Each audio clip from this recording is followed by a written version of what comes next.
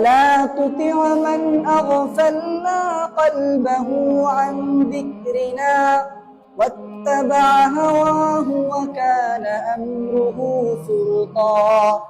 রব্বুল আলামিন সুন্দরভাবে জানিয়ে দিয়েছেন সূরা কাহফের 28 নম্বর আয়াতে রব্বুল আলামিন বলেন, ওই মানুষগুলো সমাজের নেতৃত্ব দিতে পারবে না, ওই মানুষগুলো চাইলেও নেতা হতে পারবে না।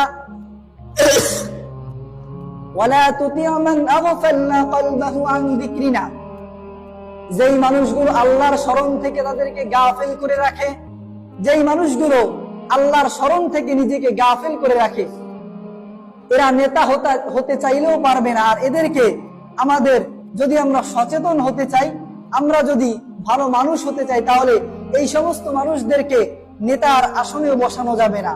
সচেতন হতে হবে যে মানুষগুলা দেখবেন আল্লাহর স্মরণ থেকে যারা গাফেল হয়ে থাকে, দ্বীন ইসলাম এগুলো যারা কিছু বোঝেই না, এদেরকে নেতা মানা যাবে না সমাজের ভিতরে। এরা যতই মাথার ভিতরে পট্টি লাগিয়ে আপনার কাছে ভোট চাইতে আসুক না কেন, তখন আপনি বলে দিবেন যে না, আমি তোমাকে ভোট দিব না, কারণ আল্লাহ বলেছেন যে ওয়ালা তুতি'উ মান আগফালনা কলবাহু আন যিকরিনা, যে যারা আল্লাহর সাথে, আল্লাহর দিক থেকে মুখ ফিরিয়ে রাখে, গাফেল থাকে, এদেরকে নেতা করা যাবে না। যদি নেতা করেন তাহলে দেখবেন এদের জুলুমের শিকার হতে হবে, কারণ যেই মানুষগুলোর ভিতরে আল্লাহর ভয় নাই, এই মানুষ যা মন চায় তাই করতে পারে।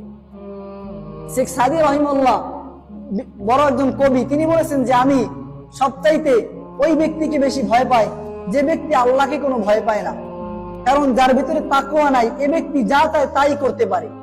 যদি আল্লাহর ভয় অন্তরে না থাকে, একে আপনি যত কিছুই দেন না কেন, এর পরিবর্তন কখনোই সম্ভব নয়, কারণ আল্লাহর ভয় নাই। আর আল্লাহর ভয় ছাড়া মানুষ প্রকৃত মানুষই হতে পারে না।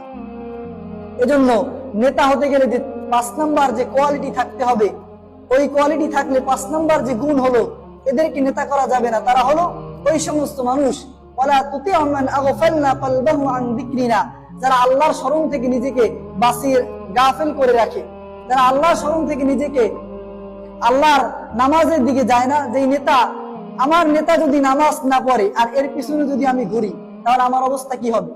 আমার নেতা সুদ খায়, ঘুষ খায়, দুর্নীতি, চাঁদাবাজ, মাদক সব আছে, আর কর্মী পিছনে বসে স্লোগান দেয় আমার নেতার চরিত্র ফুলের মতো পবিত্র, বলে কিনা?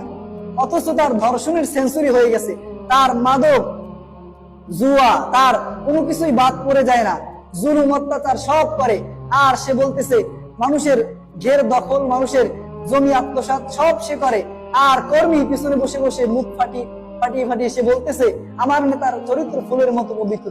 কাল কিয়ামতের দিন এই যে